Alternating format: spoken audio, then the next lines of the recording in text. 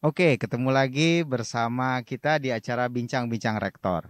Nah, teman-teman semua, hari ini kita kedatangan tamu, salah seorang sejarawan dan juga budayawan kita di Tanah Tau Samawa ini, namanya Ayahanda Aris Zulkarnain. Assalamualaikum Bang Ais, Bang Aris, Waalaikumsalam. Ayahanda gitu sebutnya. Kita sebutnya beliau masih muda gitu Ya. ya, jadi kita sebenarnya Bang Aris saja ya. Ya, Ya, jadi lebih tapi keren itu. ya, oke, kita buka masker Ya. aja ya, lebih ini Oke, kayaknya. saya buka. Ya. Aman kan di sini daerahnya kan? Insya Allah aman. Aman. Bentar ya. Bebas Covid lah daerah sini. Daerah hijau ini. Insya Allah. Ya, jadi teman-teman, hari ini kita ingin mendiskusikan, membahas mengenai sejarah Olat Maras. Jadi di kampus Universitas Teknologi Sumbawa ini ada sebuah bukit namanya Bukit Olat Maras. Nah, beberapa waktu lalu Ayahanda Aris Zulkarnain ini mencoba untuk mengkaji dan meneliti mengenai sejarah Olat Maras. Kita tahu bahwa sejarah adalah sebuah perulangan waktu, maka dengan adanya mungkin catatan para sejarah ini, barangkali mungkin dari hasil penelitiannya ada sebuah peradaban masa lalu, ada sesuatu yang bisa diceritakan kepada kita sekarang dan juga untuk masa yang akan datang. Tepuk tangan dulu dong, nih mana nih bincang-bincang rektor. Nah, oke, jadi kali ini bincang-bincang rektornya memang sangat spesial, berada di langsung di depan rektorat kita di kaki Bukit Olat Maras ya. Jadi sebelah kanan kita ini ada sebuah bukit yang luar biasa. Saya sudah 3 kali mendaki ke sana, Ayanda, dan memang sungguh luar biasa ya, memberikan sesuai dengan namanya Olat Maras Bukit Kebahagiaan, memberikan kebahagiaan tersendiri bagi para pendakinya. Ayahanda bisa sedikit cerita dulu mungkin ke teman-teman semua mengenai background pendidikan ataupun mungkin yang pernah Ayahanda lakukan di berbagai pekerjaan perjalanan hidup sekarang ini. Silakan Ayahanda. Ya, terima kasih. Pertama sekali saya sangat berbahagia dan sangat tersanjung pada sore hari ini diundang oleh rektor, ngajak ngobrol-ngobrol, ngopi segala macam sudah dari tadi. Sekarang ini kita berbicara tentang yang serius-serius ini. Tapi jangan dibawa serius Santai dulu lah, aja Ayahanda ya. santai gitu loh. Eh, saya ketertarikan saya pada awalnya. Jadi kehidupan saya itu mungkin mengalir ya. Hidup ini mengalir sedemikian rupa. Di SMA saya kepingin sekolah jadi jurnalis. Tapi tidak juga kesampaian. Tahu-tahu beberapa teman-teman, ayo kita bangun perguruan tinggi sendiri. Bangun PGSLP. PGSLP tidak ada guru, tidak ada apa waktu itu. Cari guru sendiri ke Jawa sana. Cari guru, tahu-tahu dapatnya guru sejarah. Maka yang dibuka pada, ini singkatnya itu, yang dibuka pada tahap pertama itu, untuk menjadi guru SMP itu kekurangan guru sejarah katanya. Ya, sangat terpaksa seorang calon jurnalis bercita-cita jadi jurnalis waktu itu, tahu-tahu menjadi guru sejarah. Belajarlah sejarah di situ, dikebut. Siang malam kita kuliah itu yang seharusnya 2 tahun PGSLP itu menjadi cuma 1 tahun. Ujian negeri resmi itu dari pusat. Luar biasa memang. Kita tuh mengebut belajarnya ini gara-gara setelah PKI tahun Ya. tahun 67 68 itu Sumbawa itu sangat kekurangan guru, terutama guru-guru SMP, guru SD. Terutama Tetapi lagi guru sejarah tuh. guru sejarah Oh apalagi iya. guru sejarah ini yang tidak ada. Di situ mulai Hmm. saya tertarik terhadap sejarah. Hmm. Ini yang membawa saya menjadi eh, sosok guru lah pada saat Nah, itu. berarti ini kebetulan kita ditemani juga nih sama Kepala Humas kita Mbak Mila dan juga Dida. Nah, kita nanti akan ini lagi breakdown gitu ya, gali lebih dalam kira-kira apa terkait dengan ormas. Jadi kita ini narasumber kita kali ini udah sangat sesuai sekali dengan bidang beliau sebagai guru sejarah. Nah itu perkenalan di awal ya Mbak Mila.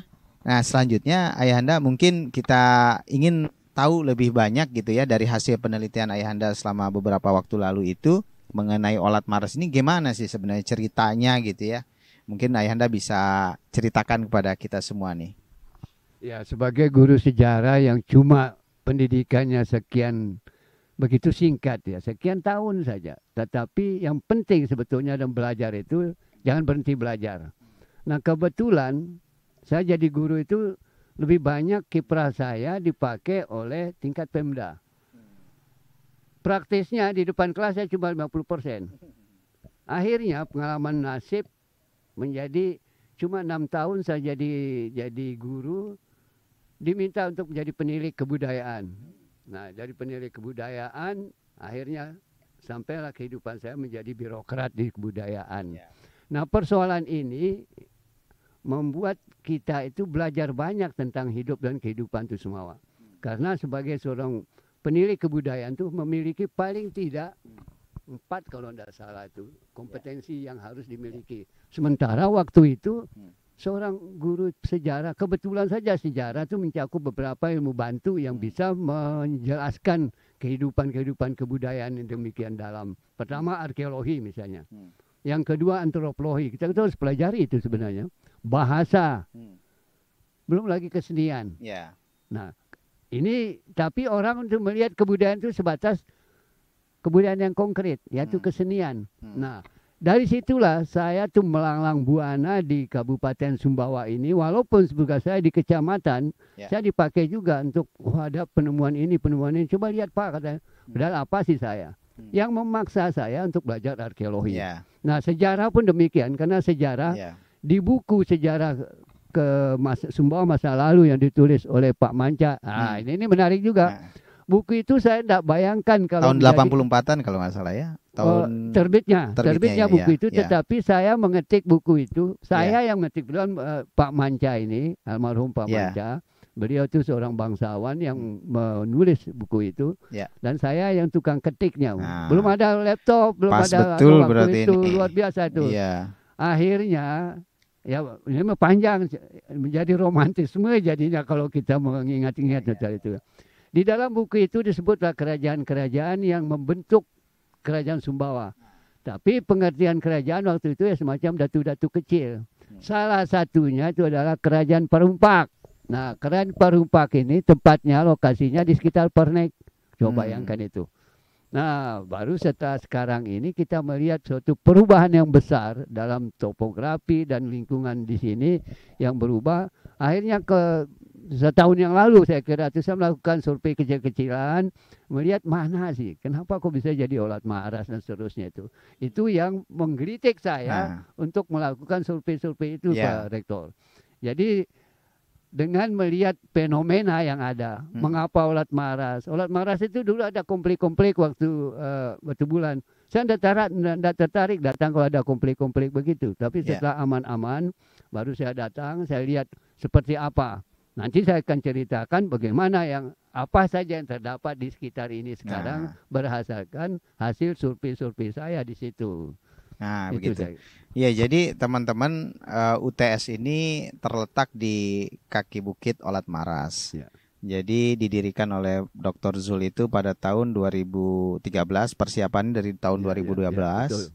Kemudian beliau bercerita bahwa pada saat itu lokasinya memang daerahnya gersang, tandus, tidak banyak tumbuh-tumbuhan. Dan hanya tempat orang menggembalakan sapi katanya. Betul. Nah, tapi kalau teman-teman sekarang datang ke komplek ini, komplek pendidikan ini, beberapa institusi pendidikan ada di sini dan sangat menarik ya. Sekarang memang tumbuh-tumbuhan sudah tumbuh dengan subur dan besar-besar seperti ini gitu Ayahanda. Nah, Ayahanda bisa elaborasi lagi mungkin terkait dengan Olat Marasnya. Tadi ceritanya seru sekali tuh dari Kerajaan Perumpak itu kan.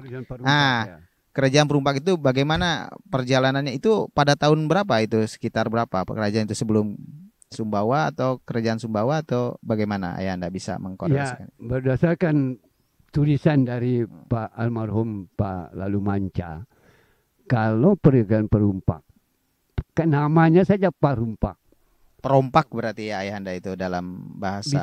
Bisa jadi ke situ arahnya. Gitu. Nah, bisa jadi orang melesetkan kata Perumpak itu bukan sebagai sebuah kerajaan. Tentunya orang-orang ini perampok. Masa orang-orang di sekitar daerah ini perampok? Saya kira tidak juga demikian. Nah, dengan pembacaan literatur-literatur yang ada di luar, kita bisa membayangkan atau merakit sejarah masa lalu itu dengan pemahaman kita sekarang, interpretasi ya. ada, boleh itu bagi seorang sejarawan untuk melakukan interpretasi berdasarkan data-data yang ada kita lihat, fenomena-fenomena yang ada sekarang kita lihat. Nah, Kerajaan Parumpak itu mungkin belum ada Kerajaan Sumbawa, Kesultanan Sumbawa belum ada. Kesultanan Sumbawa itu kan abad ke-16. Itu ya, abad ke-16. Jadi jauh sebelum itu sudah ada di sini. Dan peninggalannya juga sampai sekarang Bapak kan bisa mengatakan seperti itu, artinya ada peninggalannya terlihatnya ya. Nanti dijelaskan ya. Seru ini Mbak Mila sama Dida nih. Kita akan lihat lebih jauh itu. Cuma tentunya berangkat dari permasalahan. Kita ingin tahu, ingin belajar itu tentang kondisi di sini, di daerah sini. Apa benar ini daerahnya Perumpak? Kok kenapa namanya Olat Maras misalnya tuh? Dari mana kita lihat marasnya? Nah, tentunya kita berimajinasi ke masa lalu. Seperti apa? Tadi Pak Rektor mengatakan ini daerah kering, daerah apa? Betul, kering itu kenapa? Ini penyebabnya. Oh, ini perlu diskusi panjang sebetulnya kalau berbicara tentang kondisi daerah ini. Padahal Sumbawa itu pada umumnya pada masa lalu itu adalah daerah yang nyaman, nyawi, aman, makmur, subur dan sebagainya. Buktinya kita lihat saja sekarang ini mata-mata air yang ada di sini, saluran-saluran air yang di sekitar Olat Maras ini. Betul. Kemudian ada dekat lagi itu dengan kali yang lebih besar dari dua kali ini kan diapit oleh dua kali besar di sini ya. Kali Moyo, jadi Berang Moyo ya, dan Berang Sumbawa yang lewat Berang Barat itu besar itu kali-kali itu semua. Sekarang menjadi mengecil kita lihat dan airnya kurang, bukan seperti dulu katanya berdasarkan sejarah itu kapal-kapal itu sampai berlayar sampai ke Keriki sekarang itu. Bisa bukan kapal, apa semacam jukung-jukung itu berlayar Keriki sampai itu ke kerajaan Keriki. enggak ya? Enggak, bukan, itu kampung aja. Keriki kampungnya Ningsih. Jadi seperti itu Pak Rektor. Oke. Jadi terus Ayahanda tadi menemukan bahwa ya tadi kan mengkorelasikan antara sekarang dan masa lalu ya, dengan mungkin ada penemuan-penemuan dari kajian-kajian Ayahanda kemarin, apa saja yang ditemukan tuh Ayahanda di ada dua hal yang kita lihat, ada dua artefak yang artefak kita lihat. Ya kalau boleh semua tuh kita buka dan kita revitalisasi lah untuk ke depan. Itu ternyata makam-makam kuno, pemakaman-pemakaman. Ada makam kuno di sini. Ada makam-makam pemakaman di daerah UTS ini. Saya temukan ada 4 makam. 4 makam kuno. 4 makam kuno, makam yang tidak dipelihara lah oleh sekolah. Tapi itu jelas makam.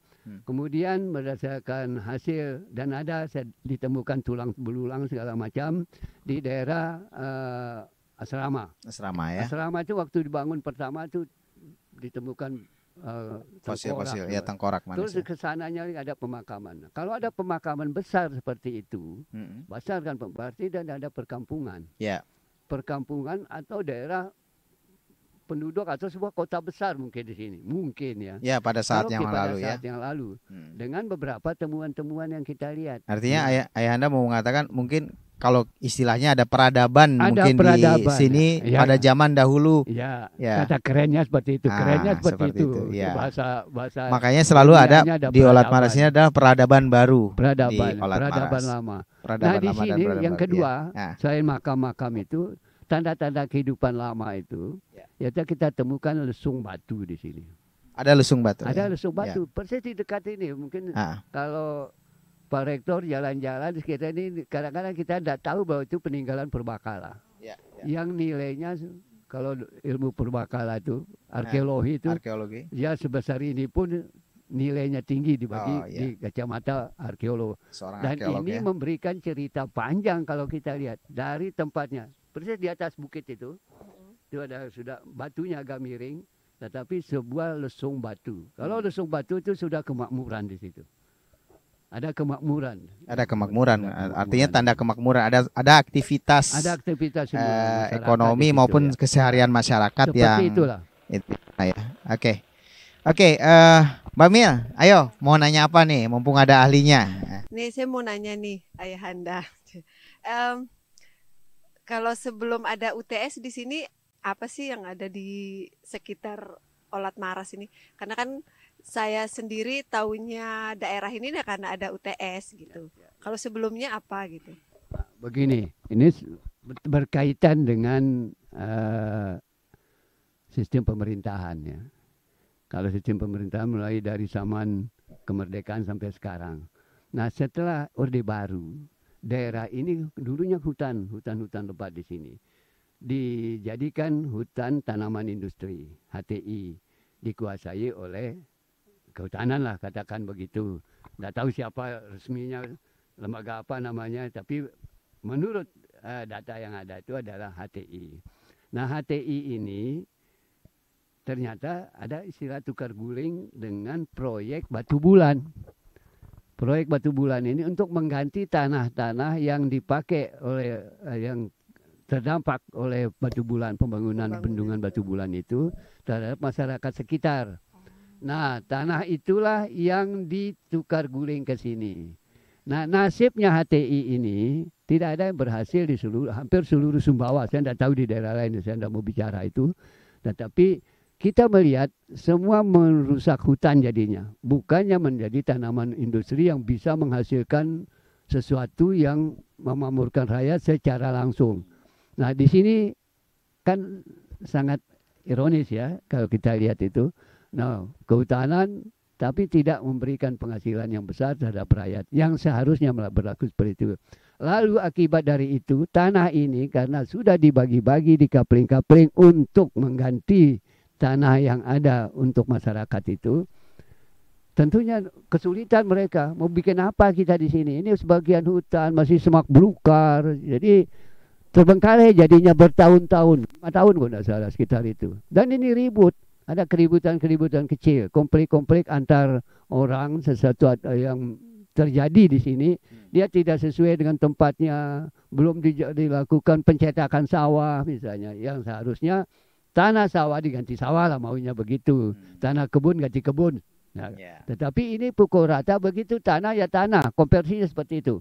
Asal pendapat sertifikat oke. Dan rata-rata mereka katanya, saya tidak tahu persis, belum sampai ke sana, saya teliti, apa benar ada sertifikat wallahu alam. Tetapi kita bersyukur, ada seorang pemuda lah katakan, dari Sumbawa ini yang jadi pejabat, yaitu pemilik dari yayasan ini, melihat ini sesuatu yang harus kita selamatkan. Kami masyarakat membacanya seperti itu Pak Reko. Betul. Menyelamatkan ini, ya untuk apalah. Daripada kalian jual ke tempat lain, lebih baik saya beli dengan harga selayaknya menurut ukuran mereka sesuai. Dan dibayar tanah-tanah itu sedemikian rupa sedikit demi sedikit sehingga kenyataannya ada sepotong di sana, sepotong di sini dan seterusnya. Hanya niatnya ya kalau saya pensiun kira-kira begitu, kalau saya sudah tua nanti berpikirnya kira-kira demikian, saya tidak tahu berpikirnya Dr. Sul seperti apa waktu itu. Saya akan pulang ke sini, pelihara sapi lah, santai-santai di sini akan jadi seperti itulah. Terkait Olat Maras tadi pertanyaan itu ya, Olat Maras kembali saya katakan ya, Maras itu ternyata banyak orang mengatakan memang Maras itu gunung katanya itu. Dilihat dari mana? Dari daerah itu setelah kemerdekaan ya. Pada musim-musim tertentu bunga-bungaan ada bunga bunga yang bersulur itu loh, kemekat misalnya tuh. Dan di sepanjang ini setiap tahun orang bisa petik madu yang sangat banyak sehingga terkenal madu di Pernaik waktu itu. Tapi sekarang setelah HTI amblas itu semua, tidak ada apa-apa. Nah sekarang mudah-mudahan dengan keberadaan rektor bukan tapi kita mengulang sejarah lah. Mengulang sejarah kita lagi. Sejarah baru di Jadi sini. ditanami bunga-bunga supaya nanti si lebah itu juga gitu. bisa datang gitu dengan. Oke, ada lagi yang mau ditanyakan oleh Dida? Nah, Dida yang mau nanya nih.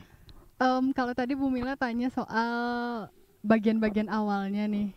Saya penasaran apa yang membuat peradaban Parumpak itu pelan-pelan hilang atau punah gitu Ayah?